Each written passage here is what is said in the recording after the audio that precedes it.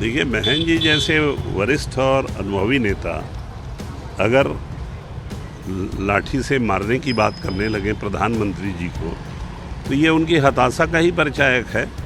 लखमा जी प्रधानमंत्री को ये तो लाठी ही मारे, और लखमा तो सीधे मार डालो प्रधानमंत्री को बोलते हैं। नहीं, बार बार अगर नारों कांटों की बात हो रही तो कहीं कहीं साजिश भी हो सकता है। वैसे भी हार रहे हैं, लेकिन ये बयान देने के बाद इन्होंने अपने ही ताबूत में आखिरी कील ठोक दिया। कांग्रेस नेताओं के बयानबाजी को लेकर छत्तीसगढ़ का सियासत गर्म है।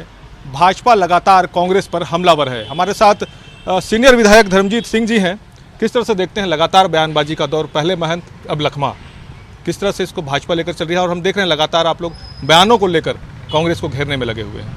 देखिए, महन जी जैसे वरिष्ठ और अनुभवी नेता अगर लाठी से मारने की बात करने लगे प्रधानमंत्री जी को, तो ये उनकी हताशा का ही परिचायक है।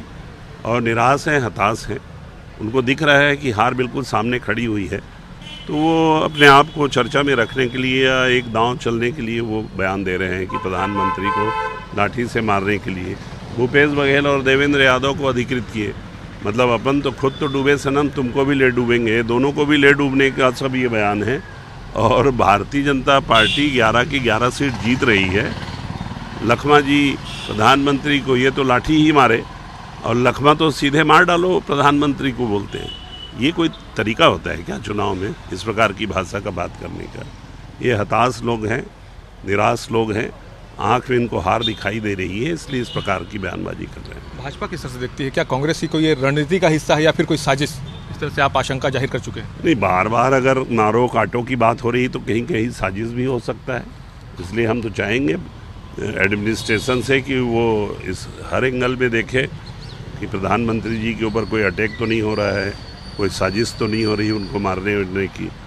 तो इस पर ऐसी बयानों से तो अलर्ट होना चाहिए, अलर्ट रहना चाहिए। कि भाजपा को क्यों ऐसी आशंका लग रही है कि कोई साजिश हो सकती है? जैसे लखमा को लेकर आपने कहा उनका जो रिकॉर्ड है वो पुराना ठीक नहीं है। वही तो मैं बोला, लखमा जी झीरम घाटी में भी थे, अब वो प्रधानमंत्री को मार डालो बोल रहे हैं। तो आदमी और क्या सोचेगा? कोई नारियल श्रीफल लेके माला लेके जाए क्या? मांगे ही तो कर सकते हैं, जनता के बीच में जा सकते हैं, बता सकते हैं कि राजनीति में इस प्रकार की भाषा का कोई स्थान नहीं है।